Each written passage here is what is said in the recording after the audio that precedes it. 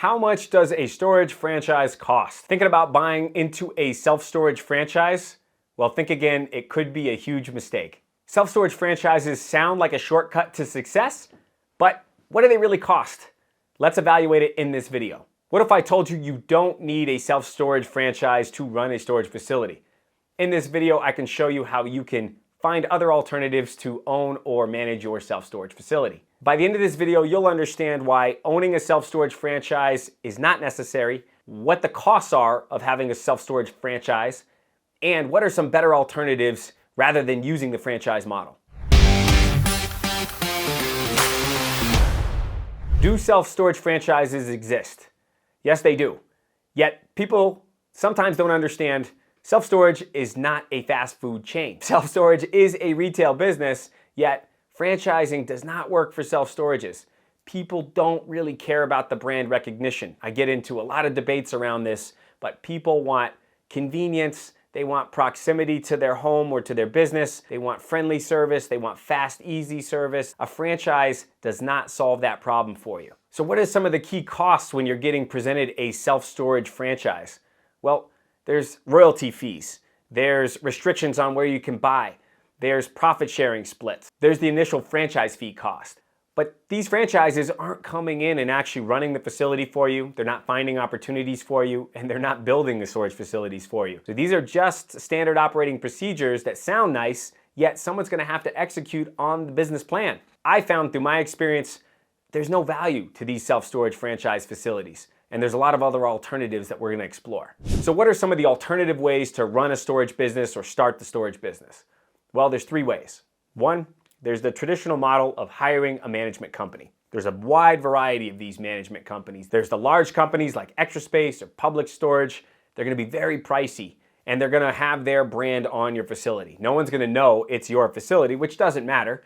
Yet the costs involved are significant. Two, there's smaller management companies. My company, All Purpose Storage, we manage storage facilities and we are able to do it at a cheaper cost than the larger competitors of ours, and there's not so many upfront fees. So like my company, All Purpose Storage, a third-party manager will come in, give you the monthly reports, they'll handle all the leasing, they'll handle all the advertising and marketing, all the pricing on your units. It's truly hands-off for the investor. Yep, there is a fee involved in order to do that. Number three, you can manage the facility yourself, and this would be coming up with your own brand, coming up with your own systems and processes. The beautiful thing is the self-storage industry is truly altruistic. There's so much information out there. You can go to trade shows like SSA or ISS. They're in Vegas twice a year.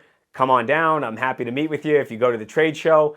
There's so much valuable knowledge there, yet it is time. It takes a lot of time to learn the systems, the software, the pricing, and all the nuances to managing the facility. A great alternative is bringing on a partner that's going to manage these day-to-day aspects of the business and the branding and marketing of it. And you're going to have some key employees. There has to be some type of manager, unless you're going to do it yourself, and there has to be some type of maintenance man.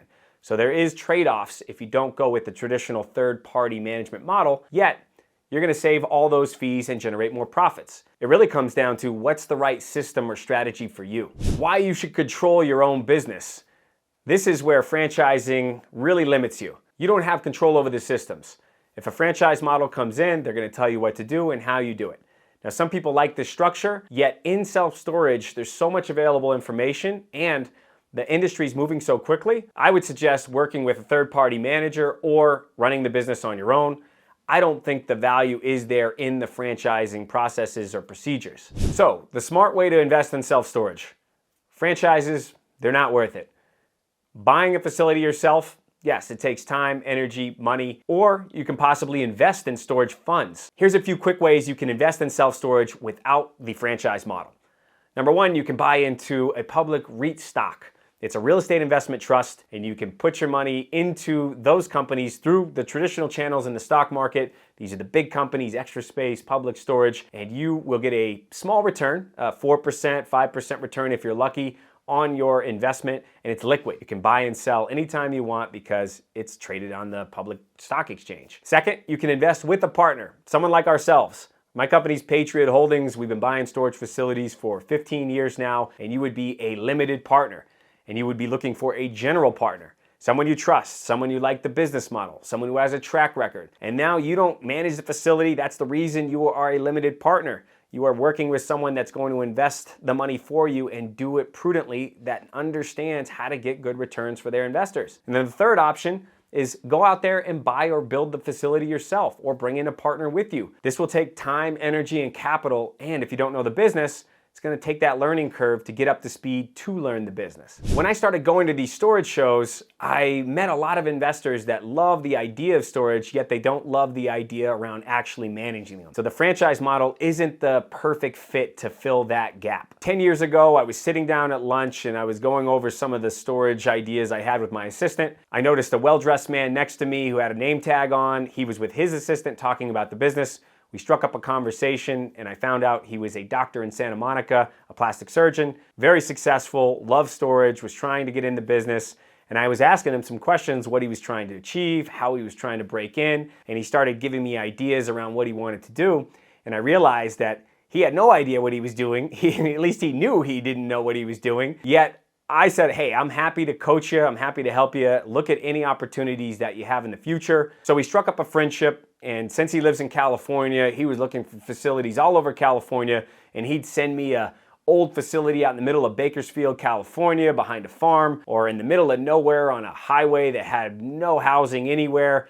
And I had to share with him, these are probably not good ideas if you're going to be in the business and if you're going to try to manage it and own it yourself. And over time, he finally realized, I don't have the time to do this. I don't want to have to manage storage. I just want to own it. And that was the opportunity where I presented to him a storage deal that came to me out in New Hampshire, in my original hometown. And I realized this could be the perfect fit where I can buy it, I can manage it, he can put up the capital, and then over time, I will pay his investment back first, and then we can split in the profits. It was a simple partnership, 50-50 deal. You put up the money, I do all the rest. I end up getting the loan on the property, building more units on the property, and dealing with all the day-to-day management. And from this point forward, it's been one of the best partnerships I've ever been a part of.